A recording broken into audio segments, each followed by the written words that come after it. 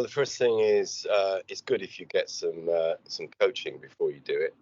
It's a good idea to have some understanding of what you're doing, but then also to, if not, at least to do some research on safety and safety equipment, and make sure you get the right equipment for the environment that you're going into. And I would say also start somewhere easy, and if you're not sure whether the water you're going on is safe and easy, don't do it. Go somewhere else first, and then find out more, research the environment that you're going to go into. I mean, it's straightforward. If it's a lake or a really sheltered beach, then no problem, you can get out onto it. But there's a lot of water in the UK that's not quite as safe as that, and you need to understand the risks of that environment.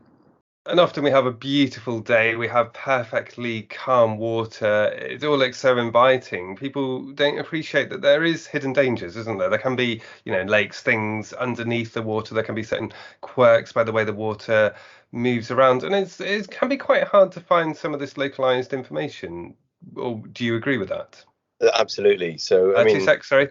3, 2, 1, okay. A couple of examples. So if you on the sea, I mean, I give you an example in paddling in Sardinia, where on a very lovely beach and sheltered by an island, and an offshore wind picked up, and the part of the group that I was working with started to be pushed out to sea very quickly.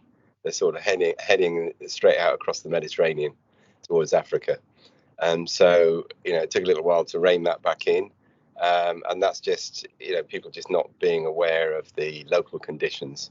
On the Thames, people go out all the time, not understanding that it's in London, it's a tidal river, and people really don't know where the tideway starts, for example. So, yeah, a lot of people are out there not really understanding that environment. And rivers everywhere change constantly.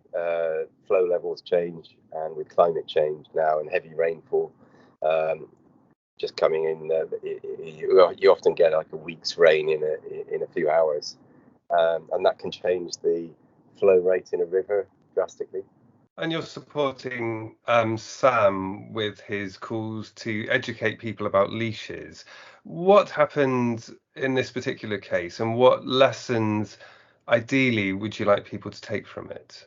Sam's friend Simon was wearing an ankle leash, and any leash attached to the leg, once you're in a strong current and you and the paddleboard get wrapped around something. In his case, it was a moored boat, so his paddleboard, he was off the board, and his board went one side of a mooring and he was on the other, which is quite an easy thing to do. And then it becomes extremely difficult because you're being dragged by your leg, and there's no differentiation really between a knee leash and an ankle leash here. In a strong current, it's impossible to reach your leg. Even if you do reach it, you've then got to detach a Velcro fastening, which if you're about starting to be dragged underwater, your head's being dragged underwater, very difficult to do that. So he didn't have a quick release leash. He'd had a quick release belt leash, for example, or one fixed to a buoyancy aid. He could have just pulled the quick release and floated away from trouble. So we're trying to get that to be a standard piece of equipment in the industry, and for manufacturers to supply that with the boards when they supply a leash. It's only going to cost a few dollars more on the price of a board.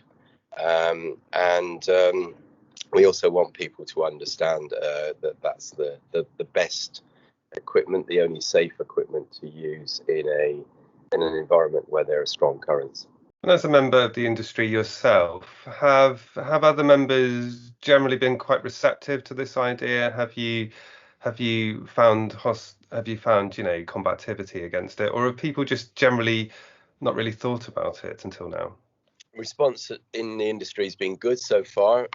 We've talked to all our main suppliers, and 2 out of the 3 of them have said that they're willing to change things for next year. One of them was immediately on it, and they were very keen to work with us on this. So it's encouraging.